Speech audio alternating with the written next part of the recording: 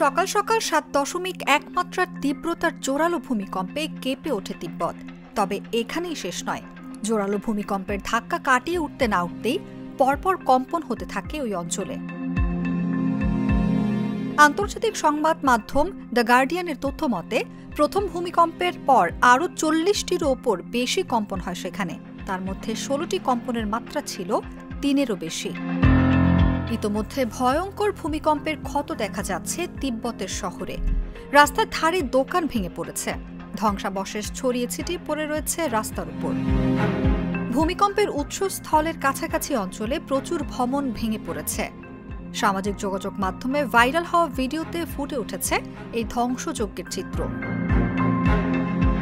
শক্তিশালী ভূমিকম্পে এখন পর্যন্ত ৯৫ জনের মৃত্যুর খবর পাওয়া গিয়েছে। আহত অবস্থায় উদ্ধার করা হয়েছে ১৩০ জনকে। ক্ষতিগ্রস্ত হয়েছে হাজারেরও বেশি ঘরবাড়ি। ভূমিকম্পের ধাক্কা কাটিয়ে শুরু হয়েছে উদ্ধারের চেষ্টা। মৃত এবং আহতদের সংখ্যা আরও বৃদ্ধি পেতে পারে বলে আশঙ্কা করা হচ্ছে। ভূমিকম্পের প্রভাব পড়েছে নেপাল, ভুটান এবং ভারতেও। সংবাদ সংস্থা রয়টার্স জানিয়েছে, শিগাতসে এই ভূমিকম্পে ক্ষতিগ্রস্ত হয়েছেন অন্তত ৮ লক্ষ মানুষ। ভূমিকম্পের উৎসস্থল তিব্বতের তিংরি প্রদেশে। এই অঞ্চলটিকে এভারেস্টের উত্তরের প্রবেশদ্বার হিসেবে দেখা হয়।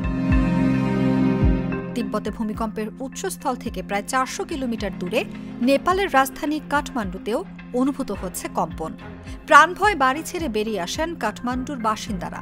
প্রভাব পড়েছে এভারেস্টের পাদদেশে অবস্থিত নেপালের সোলুখুম্বু জেলাতেও। তবে এখনও পর্যন্ত কারো মৃত্যু বা আহত হওয়ার খবর পাওয়া যায়নি। নেপালের স্থানীয় পুলিশ, নিরাপত্তা বাহিনী এবং স্থানীয় প্রশাসন ক্ষয়ক্ষতির পরিমাণ জানার চেষ্টা করছে। ভুটানের রাজধানী থিম্পু এবং উত্তর পূর্ব ভারতের বিস্তীর্ণ অঞ্চলে, বিশেষ করে বিহার, উত্তরবঙ্গ, সিকিমের মতো জায়গাগুলিতে কম্পন অনুভূত হয়েছে। এর আগেও শক্তিশালী ভূমিকম্পের শিকার হয়েছে তিব্বত। ২০২৩ সালের নভেম্বরেও ৬.৪ মাত্রার জোরালো ভূমিকম্প হয় নেপালে। সেইবারের ভূমিকম্পে শতাধিক মানুষের মৃত্যু হয় হিমালয়ের কোলে থাকা এই পাহাড়ি দেশে। ২০০৮ সালে দক্ষিণ পশ্চিম চীনের সিচুয়ান প্রদেশে এক ভূমিকম্পে মৃত্যু হয়েছিল প্রায় ৭০,০০০ মানুষের। তবে নেপালের সবচেয়ে ভয়ঙ্কর ভূমিকম্প হয় ২০১৫ সালে নেপালের কাঠমান্ডুর কাছে। নেপাল, উত্তর পূর্ব ভারত এবং দক্ষিণ পশ্চিমে চীনে মাঝে মধ্যেই ভূমিকম্পের খবর পাওয়া যায়। বিজ্ঞানীদের একাংশের মতে ভারতীয় পাতের সঙ্গে ইউরেশীয় পাতের সংঘর্ষের প্রবণতার কারণে এই অঞ্চলে ভূমিকম্পের আশঙ্কা বেশি থাকে। অনুভা বিশ্বাস, জাগো নিউজ।